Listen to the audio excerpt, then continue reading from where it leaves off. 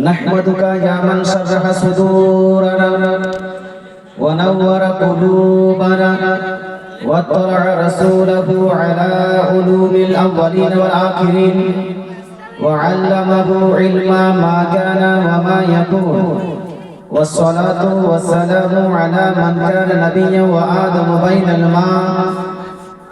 بين الماء والطين أما بعد فأعوذ بالله من الشيطان الرجيم بسم الله الرحمن الرحيم اهدنا الصراط المستقيم وقال النبي صلى الله تعالى عليه وآله وسلم من صلى علي واحدا صلى الله عليه عشرا وقال رسول الله صلى الله تعالى عليه وآله وسلم الأنبياء أحياء في قبورهم يصلون صدق الله العظيم وصدق رسوله النبي الأمين المتين الكريم ونحن على ذلك من الشاهدين والشاكرين والذاكرين والحمد لله رب العالمين সমস্ত প্রশংসা হামদ সানা তারিফ একমাত্র মহান প্রতিপালকের দরবারে নিবেদিত যিনি এক অদ্বিতীয় যিনি অক্ষয় অব্যয় যিনি নিরাকার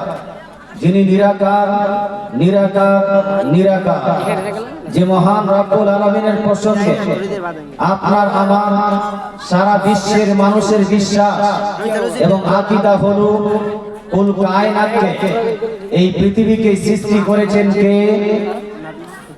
রানা করেন ভাই, এই ভাই যারা ওখানে দাঁড়িয়ে না থেকে একটু বসে যান অল্পক্ষণ। আর মাইক বলো ভাই খুব ভালো আছে, মাইক খালি বেসটা একটু অল্প কমিয়ে দেন, খুব ভালো মাইক আছে। গোটা কায়নাতকে সৃষ্টি করেছেন কে?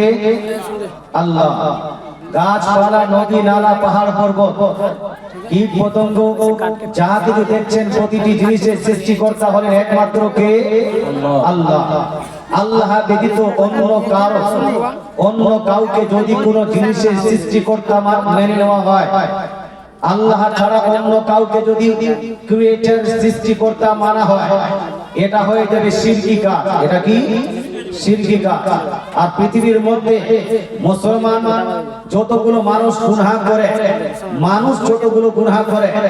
এই গুনাহসমূহের মধ্যে সবথেকে বড় গুনাহ হলো শিরক করার গুনাহ। আল্লাহ তাআলা কোরআন শরীফের মধ্যে সূরা নিসা আয়াত নম্বর 48 এর মধ্যে ইরশাদ করেন, ইন্নাল্লাহা লা ইয়াগফিরু আন ইউশরাকা বিহি ওয়া ইয়াগফিরু মা দুনা যালিকা লিমান ইয়াশা। নিশ্চয়ই আল্লাহ তাআলা শিরককারীর গুনাহ কোনদিন maaf করেন না। কেউ যদি শিরক করে আল্লাহ তাআলা তাকে maaf করেন না। শিরক ব্যতীত অন্য কোন যদি গুনাহ হয় আল্লাহ চাইলে maaf করে দিবেন। মুসলমান তাহলে পৃথিবীতে থাকাকালীন শিরক করা যাবে না? যাবে ভাই? যাবে না। আমাদেরকে রিজিক দেন কে? আমাদের আরোগ্য প্রদানকারী কে? আমাদেরকে সৃষ্টি করেছেন কে? আল্লাহ তাআলা কোরআন শরীফের মধ্যে সূরা লুকমান আয়াত নম্বর 13 এর মধ্যে ইরশাদ করেন, ইন্না শিরকা লা যুলমুন আযীম। নিশ্চয়ই শিরক হলো সবথেকে বড় গুনাহ। অতএব ভাই শিরক থেকে বেঁচে থাকা দরকার আছে না নাই? আছে। আমরা যে মহান রব্বুল আলামিন আল্লাহ তাআলাকে আমরা মানি, আল্লাহ তাআলার ইবাদত করি, সেই আল্লাহ তাআলার প্রসঙ্গে আমাদের আকীদা হলো গোটা কায়নাতকে সৃষ্টি করেছেন আল্লাহ, গোটা কায়নাতকে রূপ দিয়েছেন আল্লাহ, গোটা কায়নাতের আকার আকৃতি অঙ্গ প্রত্যঙ্গ বানিয়েছেন কে? আল্লাহ। কিন্তু সেই আল্লাহ প্রসঙ্গে আমাদের বিশ্বাস হবে, there is no shape of Almighty Allah, there is no shade of Almighty Allah, there is no any picture of Almighty Allah, there is no any statue of Almighty Allah, especially there is no any body and part of body of Almighty Allah. অর্থাৎ আমরা বিশ্বাস করব, আমরা মুসলমানরা বিশ্বাস করব আল্লাহ তাআলার কোনো আকার নেই, আল্লাহ তাআলার কোনো আকৃতি নেই। মানুষের যেভাবে দেহ আছে, অঙ্গ প্রত্যঙ্গ আছে, শরীর আছে, আল্লাহ তাআলার তেমন কোনো শরীর নাই। আল্লাহ বলেন শরীর থেকে পাক, দেহ থেকে পাক, অঙ্গ প্রত্যঙ্গ থেকে পাক এবং পবিত্র। পৃথিবীর মানুষ যদি আল্লাহ তাআলার ছবি খুঁজতে চায়, পৃথিবীতে আল্লাহ তাআলার কোনো ছবি পাওয়া যাবে যাবে ভাই? পৃথিবীতে আল্লাহ তাআলার কোনো ছবি পাওয়া যাবে? কেন পাওয়া যাবে না? তার কারণটা হলো ছবি যদি হয়, ছবি অঙ্কন করা গোটা কায়নাতের মানুষ চেষ্টা করলেও, গোটা পৃথিবীর মানুষ চেষ্টা করলেও আল্লাহর ছবি অঙ্কন করতে পারবে না। কেন পারবে না ভাই? গাছের ছবি আছে, মানুষের ছবি আছে, বিড়ালের ছবি আছে, আপনার পাহাড় পর্বতের ছবি আছে, এই গাছপালা নদী নালার ছবি তো আছে, আল্লাহর ছবি নাই কেন?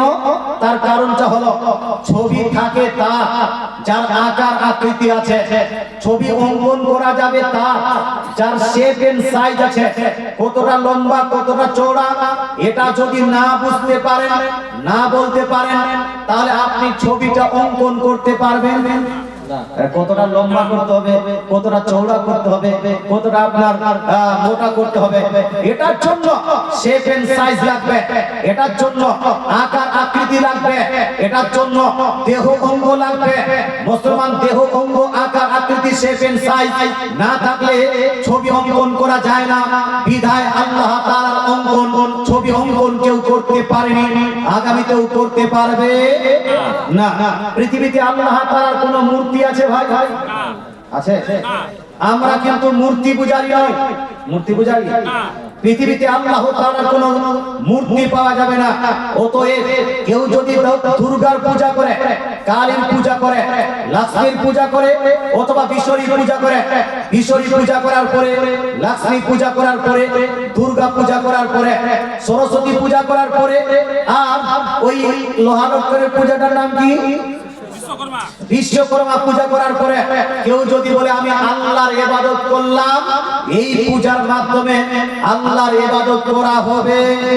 হবে ভাই? ভাই এগুলা পূজার মাধ্যমে আল্লাহর ইবাদত করা হবে না।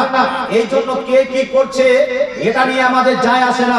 কিন্তু এজ আ মুসলিম, একজন মুসলমান হয়ে আপনি দুর্গা পূজায় যেতে পারবেন না, কালী পূজায় যেতে পারবেন না, বিশ্বকর্মা পূজায় যেতে পারবেন না, লক্ষ্মী পূজায় যেতে পারবেন না।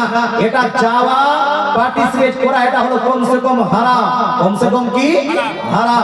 আর যদি কোনো ছেলে, কোন মুসলমান যুবক বন্ধুর পাল্লায় পড়ে ওই পূজায় অংশগ্রহণ করে, হাত জোর করে দাঁড়িয়ে যায়, অথবা মাথায় টিকা লাগিয়ে নেয়, অথবা ওই পূজার মণ্ডপে গিয়ে সেলফি তুলে রেসপেক্ট করে সেটাকে যদি ফেসবুকে আপলোড করে, এটা হয়ে যাবে শিরকি কাজ। এটা কি হবে ভাই? শিরকি কাজ। আর মুসলমান শিরকি কাজ করতে পারে? কেন শিরকি কাজ? কারণ আমাদের কলেমা হলো লা ইলাহা ইল্লাল্লাহ। সবাই বলুন না, লা ইলাহা ইল্লাল্লাহ। লা ইলাহা ইল্লাল্লাহর অর্থটা কি? লা ইলাহা ইল্লাল্লাহর অর্থ হলো আল্লাহ তাআলা ছাড়া কোনো উপাস্য নাই, আল্লাহ তাআলা ছাড়া কোনো মাবুদ নাই। একমাত্র ইবাদত চলবে কার? একমাত্র পূজা চলবে কার? জোরে বলেন না ভাই। একমাত্র পূজা চলবে কার? আল্লাহ। আল্লাহর নাম যত নিবেন তত নেকি না গুনাহ? নেকি আছে, তাহলে নিতে হবে, যত নিতে পারেন তত লাভ। বলতে চাই মুসলমান, মুসলমানদের ঈমান, মুসলমানদের জান, মুসলমানের মান, মুসলমানের সম্মান হলো লা ইলাহা ইল্লাল্লাহ। আল্লাহ তাআলা ছাড়া কোনো উপাস্য নাই। একমাত্র ইবাদত, আরাধনা, উপাসনা, রিয়াজত, পূজা চলবে একমাত্র কার? আল্লাহ। কিন্তু মুসলমান, আপনাদের মুসলমান ঘরে কিছু ছেলে এবং যুবক এমন আছে যারা অন্য জায়গায় কিছু প্রাধান্য দিয়ে থাকে। যেমন আমি আপনাকে বলবো, আমাদের এলাকায় এদিকে হয় কিনা, আমাদের এলাকায় যখন কালী পূজা হয়, কালী পূজা হয় না দিদি? কালী পূজার রাত্রিতে অনেকগুলো যুবক তাস খেলে, অনেকগুলো যুবক লটারি কাটে, অনেকগুলো যুবক কালী পূজার রাত্রিতে জুয়া খেলে। আর কিছু যুবকের ধারণা আছে কালী পূজার রাত্রিতে তাস খেলতে খেলতে যদি আমি জিতে যাই, সারা বছর জিততে থাকবো। কালী পূজার আপনার রাত্রিতে যদি লটারি কেটে জিতে যাই, সারা বছর জিততে থাকবো। কালী পূজার রাত্রিতে যদি আমরা জুয়া খেলে এবং তাস খেলে জিতে যাই, তাহলে সারা বছর তাস খেলে জিততে থাকবো। অর্থাৎ কিছু ছেলের মধ্যে এই কালী পূজাকে ভাগ্য রজনী বলা হয়েছে। মুসলমান, তবে আমি আপনাকে জিজ্ঞেস করতে চাই, এই কালী পূজাকে ভাগ্য রজনী বলা যাবে? না ভাগ্য বানানে वाला কে? আল্লাহ। ভাগ্য পরিবর্তনকারী কে? আল্লাহ। ভাগ্য লিপিবদ্ধ করেছেন কে? আল্লাহ।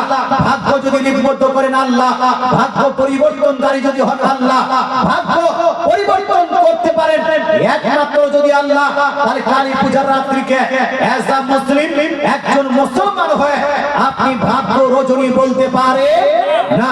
মুসলমানের যদি ভাগ্য রজনী হয় তাহলে হবে লাইলাতুল কদর, যদি মুসলমানদের ভাগ্য রজনী হয় তাহলে হবে শবে বারাত, মুসলমানদের যদি ভাগ্য রজনী হয় তাহলে হবে জুমেরা, মুসলমানদের যদি ভাগ্য রজনী হয় তাহলে হতে পারে শুক্রবারের দিন। জোরে বলেন সুবহানাল্লাহ। মুসলমান ভাগ্য রজনী ওই কালী পূজাকে বলা যাবে না। আল্লাহ তাআলা আমাদেরকে বুঝার তৌফিক দান করুন। আচ্ছা বলুন তো ভাই, লটারি কাটা যায় না না যায়? যায় না যায় আপনারা তো লটারি বুঝেন, বুঝেন বুঝেন হ্যাঁ এদিকে কেমন তোমাদের সুখী সাম মানুষ এখন এখানে আসমান থেকে নাজিল হলো এরকম লাগছে দেখে লোককে দেখে। লটারি, জুয়া, ফরগটি, ফরগটি বুঝেন? হ্যাঁ এই যে এরকম করে চায় না, ডুবডুব বাজে না না এরকম করে ছেলে জানা কোনো কোনটাতে আছে বলো টাকা লাগা তিনটা, আচ্ছা তিন গুটি ওটা বলা হয়। আমার দেশে কত কথা জানা ফোরটা ফোর চারটা করে, এই জন্য ওটাকে ফোর গুটি বলে। মুসলমান আপনাকে বলতে চাই, ইসলামের দৃষ্টিকোণ থেকে জুয়া খেলাটা হলো আপনার নিকৃষ্টতম, হলো হারাম হারাম হারাম।